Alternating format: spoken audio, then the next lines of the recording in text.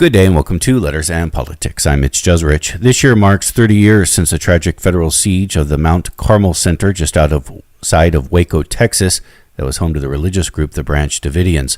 On February 28, 1993, federal and Texas law enforcement raided the compound. It was a failed raid as the Branch Davidians were heavily armed themselves. They killed 4 agents. Several inside the compound also died. It led to a 51-day standoff that garnered national attention. Then in the early morning of April 19, 1993, federal agents sent in armed vehicles, filled the buildings with tear gas, and began firing their guns. Some within the buildings fired back. Eventually, the buildings were engulfed in fire.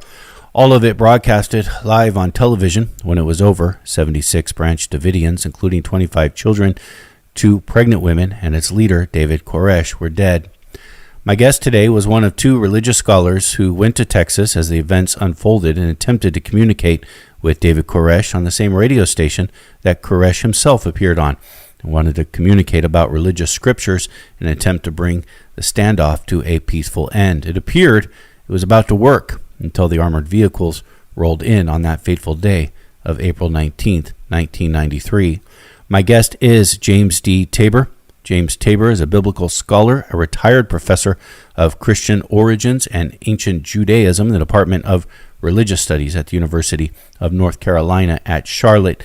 He is the co-author of the book called Why Waco, Cults and the Battle for Religious Freedom in America. It was co-authored with Eugene Gallagher. You can also find his work online at jamestabor.com, as well as his YouTube videos where he has a number of talks about this history. James Tabor, it is my very good pleasure to welcome you to this program. Glad to be with you, Mitch. Thank you. Hello. Yeah, this is Lieutenant Lynch. May I help you? Yeah, the 75 men around our building, and they're shooting at us in Mt Carmel. Mt Carmel? Yeah, tell them there are children and women in here and to call it off. All right. Hello? I hear gunfire. Oh, shit. Hello? Who is this? Hello? Call it off. Who is this? Hello? Yeah, this is Lynch. Hey, Lynch? Yeah. That's kind of a funny name there. Oh, listen, look. Now, who am I speaking with? This is David Koresh. Okay, David. The notorious. What did you guys do that for? Well, David, what I'm doing is I'm trying to establish some communication links with you. No. Let me tell you something. Yes, sir. You see, you brought a bunch of guys out here and you killed some of my children. We told you we wanted to talk. No, how come you guys try to be ATF agents? How come you try to be so big all the time? Okay, David. Now, there's a bunch of us dead. There's a bunch of you guys dead. Now that's your fault. This year will mark 30 years since this occurred. The actual anniversary day had already passed. Many television stations and networks have produced fresh documentaries marking that 30-year anniversary. The story you tell about what happened near Waco, Texas, wasn't in Waco, it was just outside of Waco. The story you tell was actually quite different than even I was a kid when this happened, but quite different than my recollection of it and my understanding of it that was just consumed from mass media ever since. Did you find that these newer number of documentaries that aired, a couple months ago, marking the anniversary, told a different story than what had normally been told? Yeah, I've watched, I think there are 5 altogether. As I recall, 4 or 5, and I participated in a couple of them. They're always mixed. It seems like the thing that they always do is try to be objective, but end up maybe by wanting to tell both sides, they lean one way or the other. It's very difficult not to do that because people have passionate feelings. And if you start with the assumption that many do, that this is a crazy, brainwashed, deluded cult led by a crazy, deluded maniac, David Koresh, and don't know anything about their history or background or even the people that were there, it's easy to caricature it as a dangerous group, heavily armed, storing weapons, maybe planning to do harm to Americans in that area or elsewhere. And so it gets slanted that way versus taking more the side of how it would have felt to be inside. So the different films and documentaries tend to go both ways. I actually liked the Dottle Brothers. It was done on the 25th anniversary. It's Paramount Pictures. They have two now. One is just called Waco. It's a 6-part scripted acted series with Taylor Quiche, Michael Shannon, and so forth. And, you know, it's somewhat fictionalized. David Thibodeau, one of the survivors of the fire, a Branch Davidian, he was a consultant on it. I was a consultant on it. I even have a tiny little acted part in it where somebody plays me at one point, actually about the radio program that you mentioned. And I thought that was good. And now currently showing, I think it's on HBO, but it's still Paramount, is Waco, The Aftermath. And that's really worth watching as well, because that flashes back and kind of tells the whole story of even who these people were and why they were there and what their history is, because they have a long history going back to the 1930s. So there's so many issues that get tangled up when particular television programs decide to cover Waco, usually in an hour. And I would rate, of the 5 I saw, just one of them, it was produced by the Brits, ITV. I thought it was pretty decent, pretty well done. But they all have their virtues and their vices. I don't think there's been anything yet that's been done right. In fact, I'm working with some producers on maybe telling the whole story, not just, you know, the Branch Davidian side or the government side, but as much truth as we know, because many, many things are misstated and some things we're not sure of. I think you might have mentioned on April 19th, the day of the final attack or assault, even though the FBI said this is not an assault as tanks were knocking the place down, that there was shooting that the FBI shot. That's one of the controversies, because the FBI claims they didn't shoot a single shot, and there's others that have presented evidence that they did. So you get into that kind of thing. Who started the fire? Was it a suicide cult? So I'll tell you what I know. I'll be as factual as I can about it. But I can't really recommend any of those, but the Dottle brothers, the two brothers that produced the film. It's actually the series on Paramount Pictures, and you can look it up. It's called Waco. Very easy to find. It was on Netflix for a while. Your book, again, called Why Waco, was published in 1995, so this is just a couple of years after the event itself had occurred. You begin with a quote in front of the book by Tom Wolfe: "A cult is a religion with no political power." Again, this book, in a couple of years, will be marking its own 30th anniversary since publication. But I suspect that, quote, "a cult is a religion with no political power," was important then for you and is still important today. It really is. Whenever we, in the academic study of religion, we call it religious studies at every major university, these are secular departments that do a scientific, historical, academic approach to all religious traditions. And one of the things we've tried to put forth to our students, to the public, through books, through interviews, is that the word cult should really be dropped because of its definitional problems.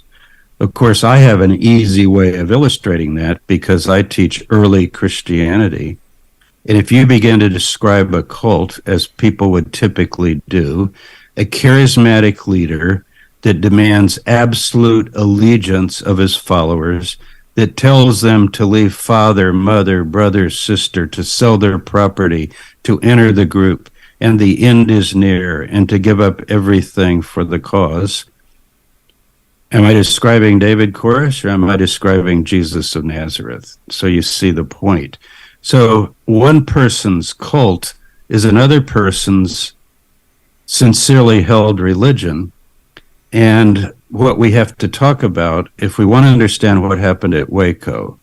There are two things we have to understand: how the government acted and why those people were there, and why didn't they surrender? Why didn't they come out? In other words, what were they involved in? What was their allegiance? But the use of the word cult it's almost like the N-word. It's a kind of religious, prejudicial word. The best illustration I could give you of that is the day after the fire, President Bill Clinton held a press conference outside in the Rose Garden. Very sober day because of the people that had been killed that day, the day before by the fire, still smoldering. And he says at one point, I'm paraphrasing, well, maybe this can serve as a warning to those who would be tempted to join cults. And what I thought when I heard that, I was not surprised, but kind of appalled, because what it implies is that maybe the government or some responsible agency, should we have a department of religion in the government that could say, well, here are the religions that are safe and harmless and we approve of, but this list over here, they're forbidden religions. You can't be part of these. And in our system, thank God, we don't do that. And I understand why he said it. And it's easy to cast the Branch Davidians as this crazy brainwashed group. But I have, even on my YouTube channel, interviews with, I think it's 19 of them, that was done during the siege. They sent out a videotape, and the FBI did not release it to the public. And when they were asked in congressional hearings, why didn't you release that to the public? They said, well, we felt it would cause widespread sympathy for the group. I couldn't believe it, because I didn't know why they didn't release it, because I didn't even know it existed until after it was all over. But if anybody watches that, you'll see these are rational people. Wayne Martin had a degree from Harvard University. He was one of the first law students to ever graduate from Harvard as an African American. Steve Snyder had an advanced theology degree. You know, he read biblical languages, had studied at seminary. That was David's right-hand assistant. I could name other people. But as you listen to them, you'll see that the reason they were there is because they were students of what they call the Seven Seals.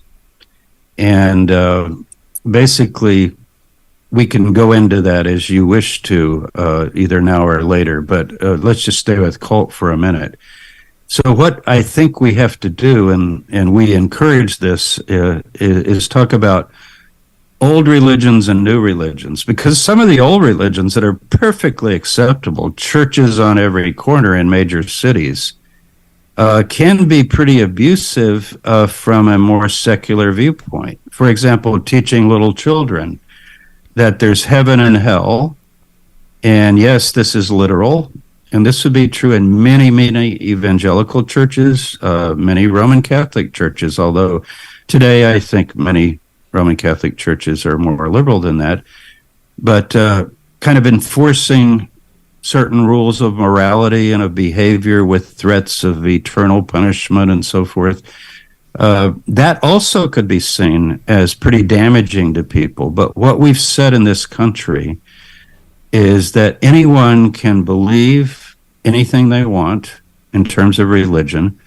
There's a complete separation. The government makes no laws regarding the free exercise of religion or practice thereof in the Constitution. So we all go with that. Now, if someone then breaks laws, it's not because of the religion that they would be pursued or prosecuted or questioned. It's because of their behavior. So, for example, in the case of David Koresh, I mean, there's no question. There's a good case that he was with underage girls, women, or girls really, as young as 12, 13, 14 years old, and married them. A couple of the marriages were legal, but when I say a couple, it makes them illegal, because polygamy is also a crime in the United States and certainly in Texas. And so he would be breaking the law, but the BATF, that's the Bureau of Alcohol, Tobacco, and Firearms, has no jurisdiction over that. And so it kind of begs the question to say, well, this particular religious leader, he's an adulterer, or he, molested children, or he does this, or he does that, and talk about what agency of the government would handle that, and certainly not the agency in charge of firearms. So the whole confrontation was supposedly over firearms. That they had illegal weapons. Exactly. And let me talk about that in just a minute. So what I want to give you is the alternative to using the cult word, because it doesn't help us to use it. Like, how did you decide that was the label for that group? And if you ask Christians, would you give that to Jesus? They would say, oh, of course not, because he was the true Messiah. You see where we're going here. As if other people who have their views of who was the Messiah, including in Jewish history, people, a whole culture that didn't largely accept Jesus of Nazareth, but other different figures in Jewish history have claimed to be the Messiah. So what we tend to do is just describe what it is. Nomenclature is so important. I also wrote a book called A Noble Death, Suicide and Martyrdom in the Ancient World. And that has to do with a similar problem. I'm just using it as an illustration. What we say in our culture is somebody commits suicide. It's equivalent to commit murder. You see, you commit it. Commit adultery. It's a thing you do that's wrong. And it's already judged by the term. It was judged as suicide. So the book, A Noble Death, that I wrote with my colleague Arthur Droge, that explores how in the ancient world you would tend to just describe what the person did. So we have heroes in a military context that go on, quote, suicidal missions, but nobody says they committed suicide. And then the whole debate about end-of-life treatments and what should be allowed and not allowed also comes in. And so cult is kind of like the word suicide. Suicide wasn't even used until the 18th century, and it became a theological thing, not just a description, how somebody died, rather than which I would prefer. So with religion, we say things like it's a high-demand religion. Well, you can name quite a few high-demand religions. How about Catholicism in the 1950s? Was it a cult? It was pretty high demand. Most Catholic kids were pretty well told what to do, especially if they went to Catholic schools. Also, that there's often a charismatic leader or to whom the group is supposed to give allegiance. That's almost always the case when a group first starts. It's usually started by a guy or a gal, and they often claim a lot of authority and so forth. So I think the way to handle it is just to describe to describe a group. We have a journal called New Religious Movements, and it explores all kinds of religious traditions and the diversity of the United States. And they all have the right to exist. And if they break the laws, then they're accountable for that. So that's kind of our safety net, the law. And the law is what we have to be talking about when we talk about Waco.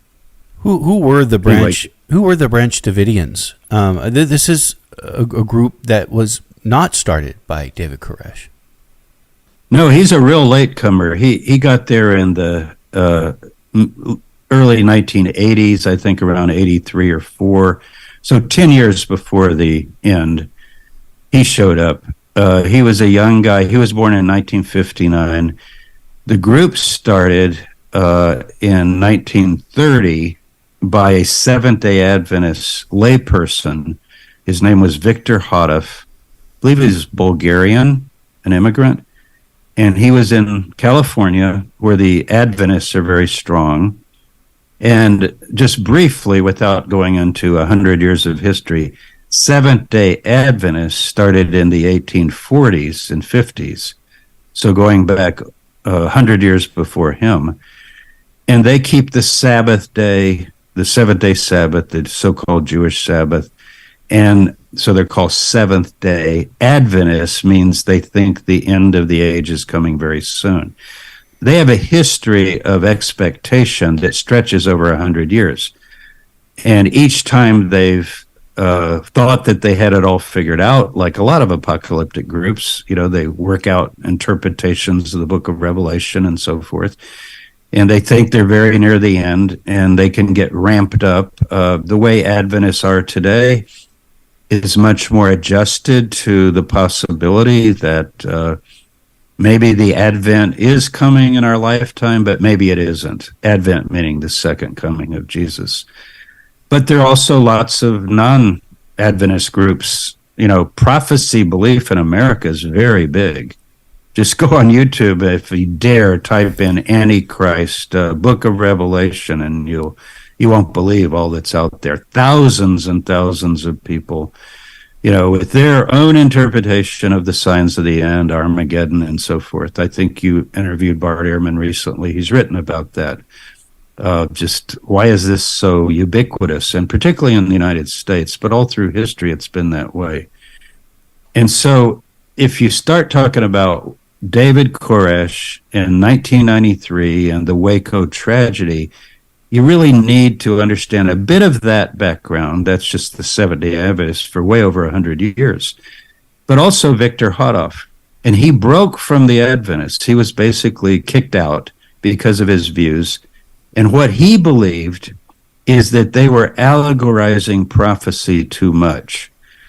They would read a prophecy about Israel and say it was the church. The church is Israel. It's symbolic. Jerusalem is spiritual Jerusalem. It's not the city of Jerusalem today. And Hodoff was very big on the idea that if you open Isaiah 2, which is one of the main prophecies in the book of Isaiah in the Bible, talks about Jerusalem will become the center of the world and all nations will come up to Jerusalem and learn the way of God and so forth. A kind of Christian millennialism idea, the reign of the kingdom of God on earth. Well, the Adventists don't teach that. They think they're going to go up to heaven and Satan's going to be down here on earth. But Hodoff began to take more of the mainstream evangelical view that no, there's all these prophecies in the Bible that talk about the reestablishment of Israel, Jerusalem being under Jewish control. That's what's fired a lot of modern prophetic belief, is 1948, the establishment of the State of Israel, which would be interpreted to have fulfilled these prophecies to some degree, or at least the beginning. And he also, of course, is keeping the Sabbath and so forth. But he was the leader. I wrote this down because I don't have it all memorized. Let's see. He died in 1955, so he had about a 20-year period. And his wife took over, Florence, young girl that he had married. And they're not even on the property that we know today as, the Mt Carmel Center. They're nearby in Waco on the lake. So they call that Old Mt Carmel. The buildings are still there. They're quite substantial. They're brick, permanent buildings that he built. Hodoff was very successful. Thousands of followers, had radio program and so forth. And so once he died, the group was very weakened because everyone thought, well, he's leading us and he'll live to see the end. So when the charismatic leader of any apocalyptic group dies, it's a crisis. Florence, though, took over, the wife, and she was appointed by the board to lead the group. And she determined that the end would come in 1959. So I think it was March or April of 1959. That would be 4 years after the death of her husband. They had a gathering at the Old Mt Carmel Center. It was several hundred people. It was covered by the news. I have some news footage on my YouTube channel of that day. People might be interested in getting the feeling of it, where the news reporters are coming out. You've got this end of the world group. Nothing about arms, nothing about anybody having more than one wife, nothing at all that would parallel David Koresh. But anyway, they call it the Great Disappointment, and it was. Nothing happened. And there was this feeling of, well, we really blew it. And instead of resetting the date, which usually happens with these groups, Florence just disappeared. She went to California. I think she remarried. She ended up part of another religious group. But there was a couple, Ben and Lois Roden, in the 1950s, who took on the leadership, almost like passing the baton. And he claimed, Ben, the male, claimed to be a prophet. And later, when he died, Lois claimed to be a prophet. And they would bring new revelation. And what you have to understand about the Adventists, and this really is crucial for knowing about David Koresh, is that they believe in what they call present truth. And they believe in the last days, God will send a series of prophets. So their interpretation is that the founder of the Seventh-day Adventists, Ellen G. White, was the first. The second was Hadif. This is the Davidian view. The third was Ben Roden, and then Lois Roden. And by their calculations, there's one still to come. And in the book of Revelation, chapter 10, any of your listeners can just get a Bible and look it up. You'll see this seventh messenger talked about. And that's what David Koresh claimed to be, or who he claimed to be. He began to say, after Lois died particularly, I believe I have received the gift of prophecy. I'm going to pick up that baton all the way back to Hadif, to the Rodens, to him. And the way he would demonstrate his prophetic ability was by interpreting the scriptures, particularly the book of Revelation, last book of the New Testament. And so in that chapter 10, an angel appears and has a little book, a scroll. And the little book is then sealed, and the visionary, his name is John, who writes the book of Revelation. We don't know which John it is. Some people think it's John the Apostle. It could be other Johns we know of that time, but a follower of Jesus, obviously. And he's told to seal the book and not to reveal it until the end. And then the seventh messenger comes, and Koresh claimed to be that messenger. And it says that all of the mysteries of the prophets will be made known. So that's what David Koresh began to claim. He was kind of a biblical savant. Since a kid, he was just obsessed with reading the Bible, memorizing the Bible. He's reading the King James Version. I would loosely say he had it memorized, and by memorize, I don't mean you could just randomly open 2 Chronicles 3:2 or something, and he would quote it like, Dustin Hoffman in Rain Man or something like that. It wasn't that kind of savantism, but just this pretty amazing ability to synthesize hundreds and hundreds of texts together, particularly the Psalms, the prophets of the Hebrew Bible, the book of Daniel, which predicts the end of the age and gives all kinds of chronology, and the book of Revelation. So this is something, a lot of people don't know. Isaac Newton, the great physicist, he was more interested in the book of Daniel and Revelation than he was physics. He says that in his diary. He's trying to figure out these numbers, these prophetic numbers of 1,260 years and 1,290 years and 1,335 years. And if you count right, where do you come out? So Koresh then believed he was this final messenger. Then the messenger's told, eat the book, eat it. So it's sealed and he eats it. And what that symbolizes is that he has totally absorbed it and now can tell people what those 7 seals were. So what Koresh's claim to fame, and he mainly attracted Seventh-day Adventists, was saying, who can open the book with the 7 seals? And that was what he claimed. And so, for example, David Thibodeau, that I know really well, one of the survivors, I mentioned him earlier, he said, we didn't even call ourselves Branch Davidians. That's a name that goes back to the time of Hadif and Roden. We called ourselves Bible Students of the 7 Seals. They're not really a denomination or a formally organized group. It's people who came to what they call the Mt Carmel Center The FBI called it a compound, so you see how the language is getting used right away.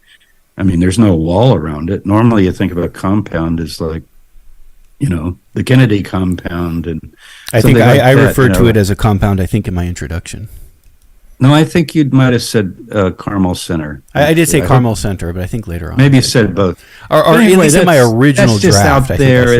It's you're not going to remove that any more than the word cult or whatever.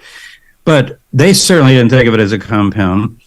And if you interviewed people like Sheriff Jack Hartwell, he testified before Congress when I did. By the way, my congressional testimony is also on YouTube.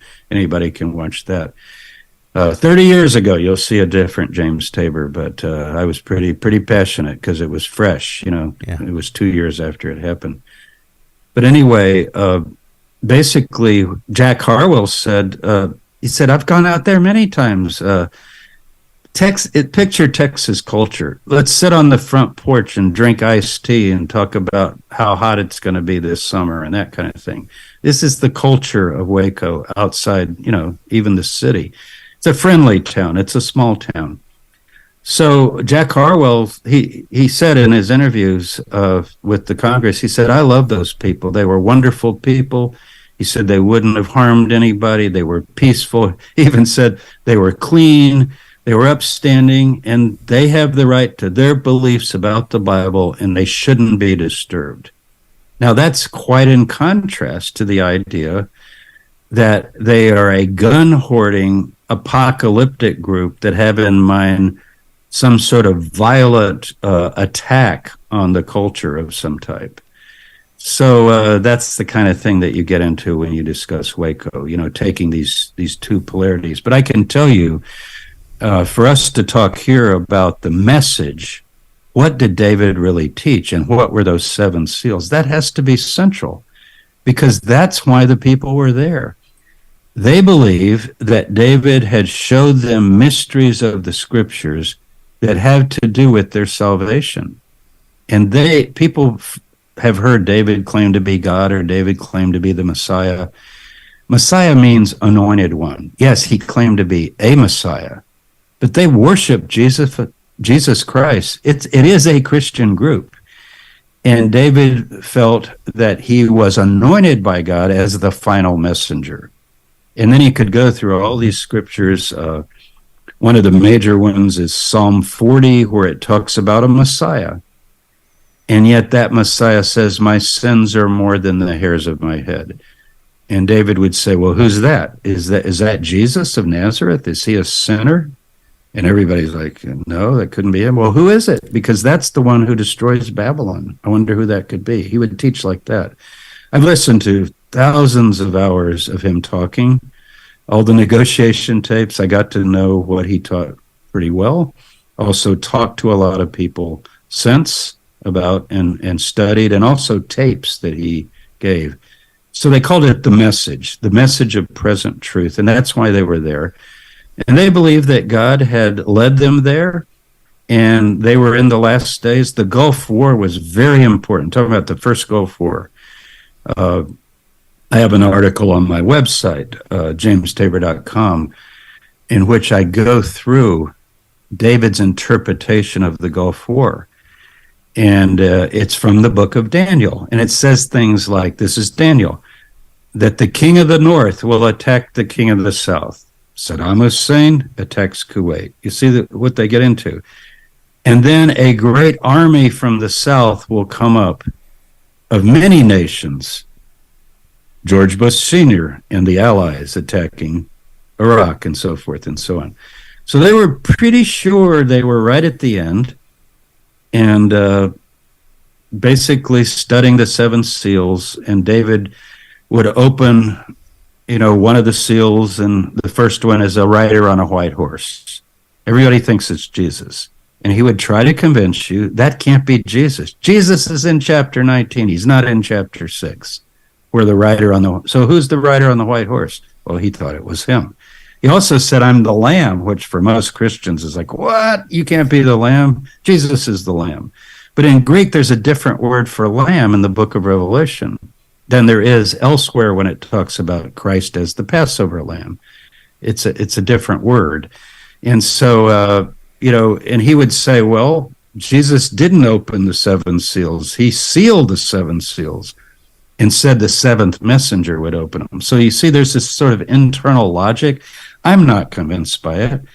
I mean, I even could argue against it and bring up counterpoints, and I wish I'd had a chance to meet David and discuss with him, and we can talk about, as we have time, how Phil Arnold and I proposed that the thing could be ended, and the FBI did work with us. They sent our materials in. Yeah.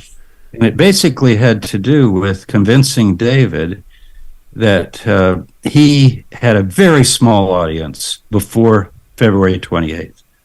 Who knew about David Koresh and the Branch Davidians? 130 people living in outside Waco, Texas at this Mt Carmel Center? Nobody ever heard of that. Who knew about David Koresh on March 1st? The whole world. All the media of the world came. Now we're focusing on this guy. Can you imagine what that meant to the Davidians? I mean, they didn't want the attack, and they thought it was wrong. And there were people killed, 6 of them and 4 BATF agents and others wounded, including David Koresh was wounded that day. But they saw it as self-defense. You know, in Texas, if you come driving up in cattle cars armed like a SWAT team, and then there's this discussion of what happened, and we don't have to go into all that, who shot first and everything. But basically, from the Davidian point of view, we were attacked by Babylon. Babylon's the symbol for the evil powers of the government that want to kill you in the end times. And so they defended themselves. But basically, they were wanting to see the fulfillment of all of these prophecies and to study the Bible. So what we said, we got on the radio, I think you mentioned that, with Ron Engelman. James Tabor, let me just do some radio housekeeping work that I have to do by re-identifying what we're doing and who we are. This is Letters and Politics, and we are in conversation with James Tabor. James Tabor is a biblical scholar, a retired professor of Christian origins and ancient Judaism in the Department of Religious Studies at the University of North Carolina at Charlotte. He is the co-author of the book, Why Waco, Cults and the Battle for Religious Freedom. Again, James Tabor, I want to get and hear about your experience along with, as you were mentioning, Philip Arnold, who was also a religious scholar. You two went to Waco, tried to. Actually, I didn't go. I stayed in Charlotte. We worked virtually. And what we did, Arnold went on the radio before I went with him. He did it as early as, I think, April. During March, and the Davidians started asking to talk to him because he is a very knowledgeable person on the Bible. And I think what they said is send him in, and the idea would be Koresh will be able to show Arnold that he doesn't know anything, and then they can all be reinforced, that this is the guy. So we kind of took him up on that in the sense that Philip and I are communicating all the time since day one, but I didn't need to go down there because you can't do anything. You just be in a hotel room.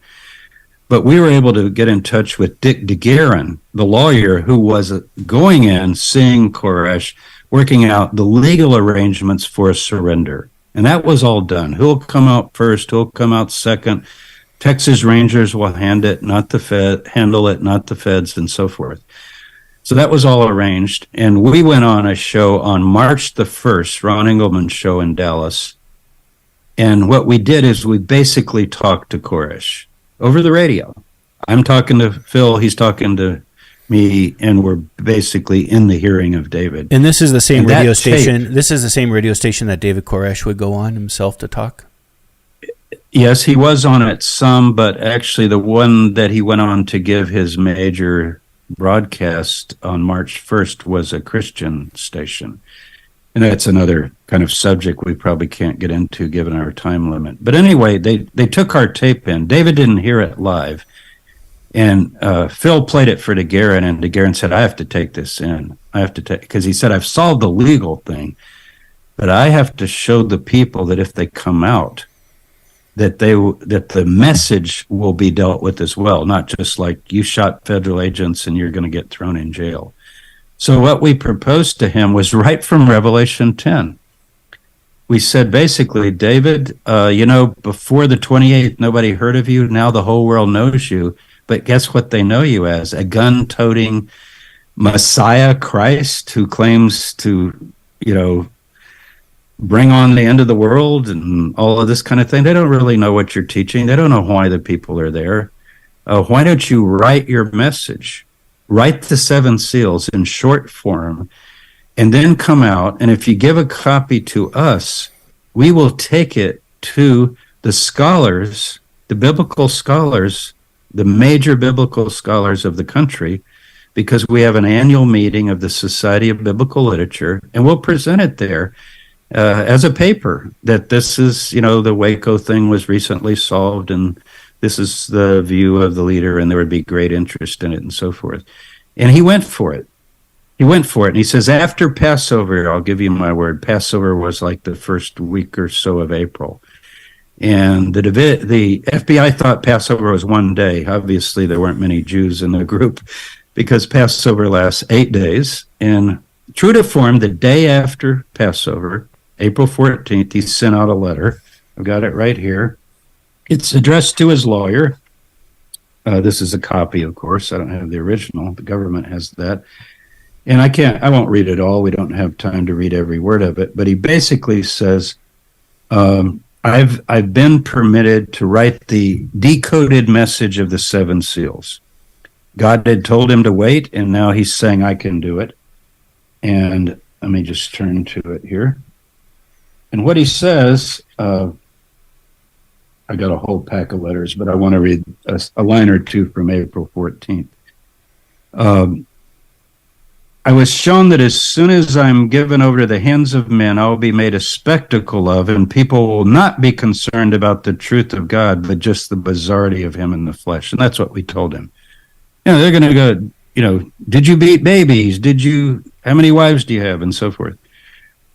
He says, I thank my Father. He's finally granted me the chance to do this. And then he says, I will demand the first manuscript of the seals be given to you. That's the lawyer. Many scholars and religious leaders will wish to have copies. I'll keep a copy with me.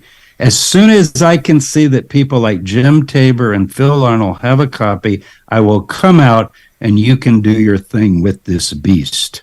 So you can see his rhetoric there. And he started writing it. This is it. After he was dead, we got the disc. This is the first seal. It is how many pages? Let's see, because I wrote a commentary on it. It's 13 pages. He wrote that in 2 days. So let's say, and the first seal is the longest seal. The others are actually pretty short. I think he could have finished in 2 weeks at the most, and he would have come out, I believe. It was all worked out for him. And Dick DeGuerin had convinced him, the lawyer, that he had a good case for self-defense in terms of who shot first and so forth. The metal door that disappeared that had the incoming rounds that now is not, nobody knows where it is. The film footage that was taken across the road by the BATF, they said, well, the camera didn't work, which seems unlikely. Sorry to be suspicious, but anyway. So that was the plan. And I just want to say, because, statutory rape, treatment of children, that comes under other jurisdictions. And there had been investigations of the Davidians for charges of child abuse, and they had actually been cleared by the Texas Family Services Department, whatever they're exactly called. But this gun thing is a big thing. People say they were hoarding weapons. They never had guns. Even when David was there through the 80s, they never had guns. They weren't storing any guns. Like any Texan, they had maybe a few rifles around for, you're out in the country, you need guns in Texas. But they began doing guns because a gun leader in Waco, Henry McMahon, said, the feds are going to change the gun laws soon and start outlawing these automatic weapons, semi and fully automatic weapons, which they did finally. And so if you will work with me and buy these weapons, take them to the gun shows, you've got the capital, because he did have money that people had donated to the group. You can make a lot. And so the weapons that they had were really the stock of, they had of Henry McMahon, who was the arms dealer. In fact, the BATF came out there and talked to him, and he testified before Congress. And he said they came in and he said, yeah, here's the papers. Here's what David has. Here's what I've sold him. Showed him all that. And then he said, hold it a minute. And he went to the back room and called Koresh while the BATF is in the front. This is before the raid. They're planning it. Planned it for over a year. And then he walks out with the phone. He says, hey, I've got him on the phone. He wants you to come out. He'll show you what he has. And they're like, no, that's not the plan. So that's very unfortunate. Now, they did find some weapons that had been converted. It wasn't clear to me whether it was this trigger kind of thing you can put on a weapon or whether they were doing something inside the weapon to make it rapid fire. That came up recently in that the shooting in Nevada, in terms of what you can do to those weapons and should it be outlawed, these rapid triggers. But these were not illegal if you filled out the paperwork. And so it's really came down to a question of that. They certainly weren't illegal in Texas. So this idea that it's a brainwash, gun hoarding cult that plans to do damage to people, I think simply doesn't hold up. On April 19th, 1993, this is the second assault on the complex. This is when the buildings would be engulfed in fires, when more than 70 people would die, including a couple dozen children. But before that occurs, maybe the day before, you and Philip Arnold are feeling pretty optimistic that this is going to come to an end peacefully. Yes, we were. When we got that letter, April 14th, remember, that's just days before the fire on Monday the 19th. We were ecstatic. We were high-fiving over the phone, and I think we might have popped some champagne corks, and we were just, it's over. They're going to come out, these good people. The law, the courts will take care of it, and nobody else needs to die. And little did we know that the FBI was meeting with Janet Reno over that weekend to try to convince her to approve the CS gas assault and what followed. The idea would be that if you insert this gas into this building, that it'll be so painful. People call it tear gas. It's much worse than just common tear gas. It's actually outlawed, I think, by several countries for use in war because it's can be so damaging. Chemical weapons. And there are children in there. There are children in there as well, and women.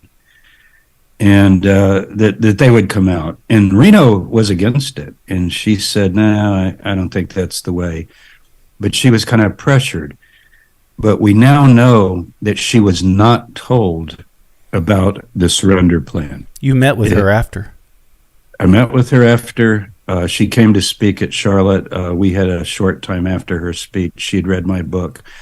And she said, if she kept asking, and this is in the government record too, is there any other way? What are other alternatives? And they said, look, he's lied. He's not coming out. He breaks his word all the time, which is not true. David did say on March 2nd, I'm coming out if you broadcast this certain radio program. But it didn't go very far. It was on a Christian network. He had in mind, getting to the whole world somehow.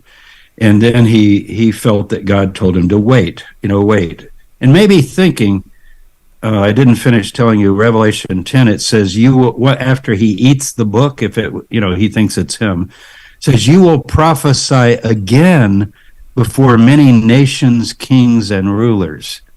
So we had said, if he thinks he's this guy and he's got to fulfill this, then he doesn't need to die and they don't need to die. He needs to come out and tell us what his message was. We're listening. The world is listening.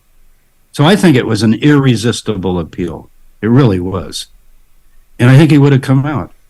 And he would have had to face other charges eventually, maybe of statutory rape and so forth. And maybe he would have ended up convicted of that. Or polygamy. These are all legal matters. But as far as coming out, surrendering, and having the issue of what happened on February 28th solved, it could have been solved in the courts. But unfortunately, it wasn't. Now, I really encourage people, and I think you listen to this. I have a tape on my YouTube channel that I produced from the negotiation tapes. They are in the public domain. The last words of David Koresh. It is chilling to read because David is talking to the FBI agents on Saturday. Remember, the assault is on Monday. He is so optimistic. He is so up. He's joking with the agents. One of the agents, I've got it written down, his name is Dick. It was on the 16th, I believe. Yeah, 16th. He says, "Hey, Dick, good to talk to you. Did you take a shower for me?" It's that kind of banter back and forth. And David said, "I'm so tired of these MREs. First thing I'm going to eat when I go to jail is a pizza with everything on it." This kind of thing, this kind of talk. And then they got down to business, and he said, "Well, David, let's talk about this. Are you writing?" He says, "Absolutely. I'm writing it." He said, "It's going to knock your socks off." He said, "This truth has never been given to the world." He was so excited. I mean, I told Phil, I said, I live in North Carolina. Billy Graham is an hour and a half, 2 hours from where I live.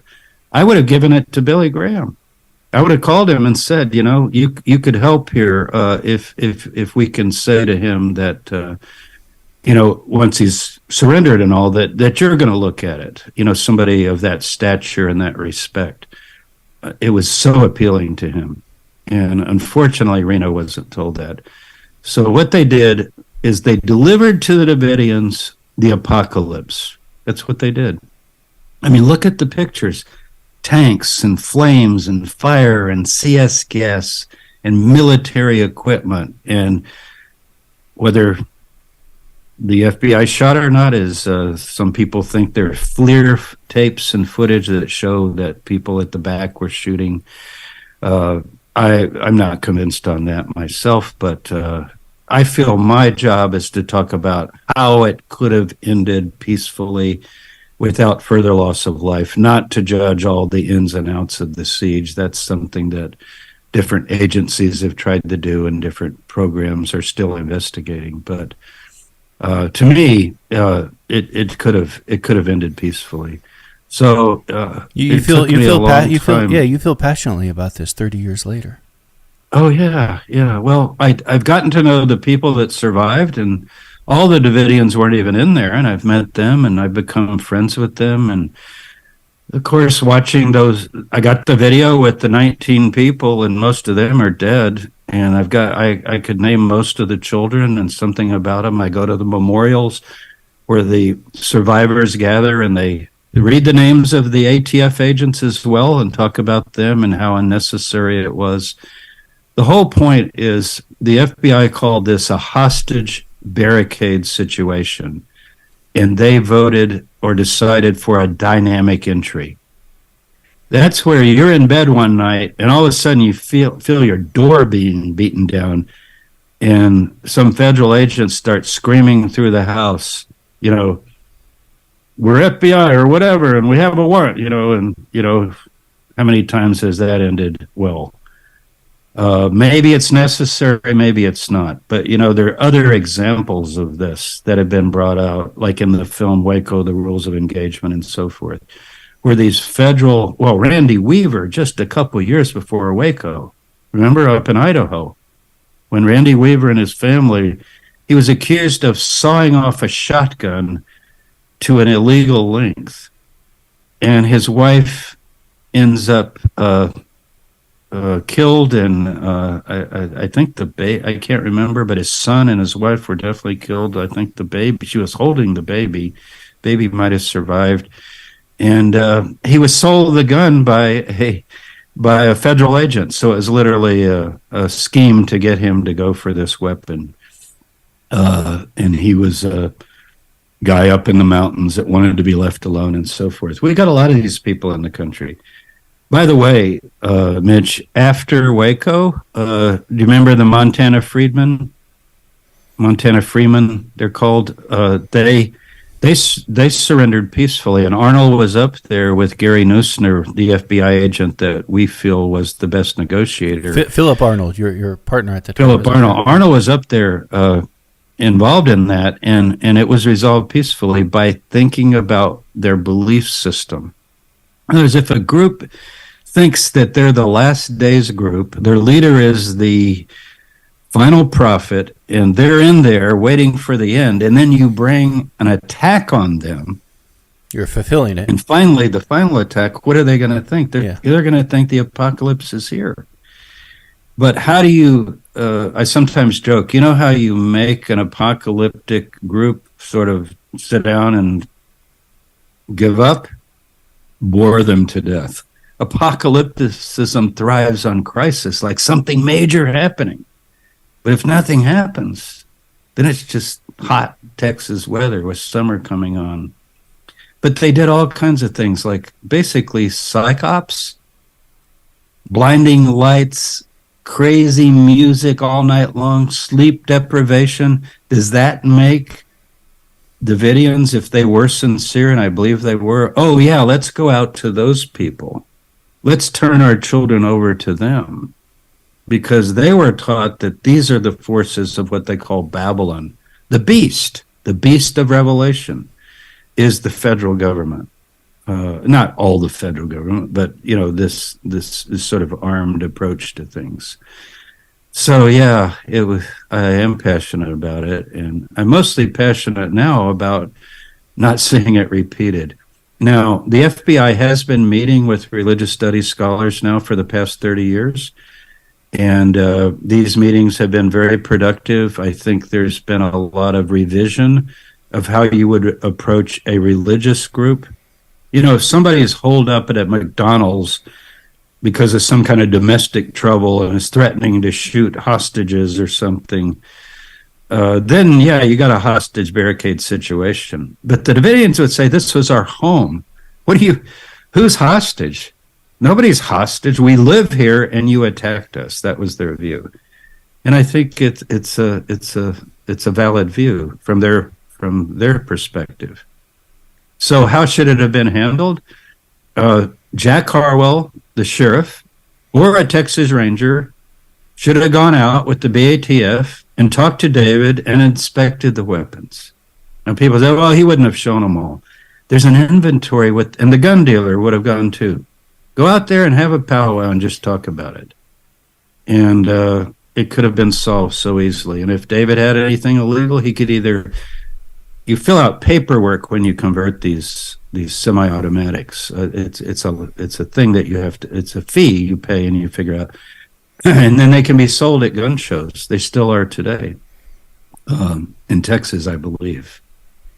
So that's kind of the story. It's just a double, triple, quadruple tragedy in my view, and it just shouldn't have happened. And I feel terrible about the ATF agents. I mean, they were just doing what they were told to do, and those guys that were killed as well and their families.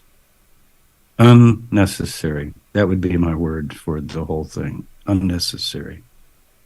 James Tabor has been our guest. James Tabor is a biblical scholar, retired professor of Christian origins and ancient Judaism in the Department of Religious Studies at the University of North Carolina at Charlotte. He is the co-author of the book, Why Waco?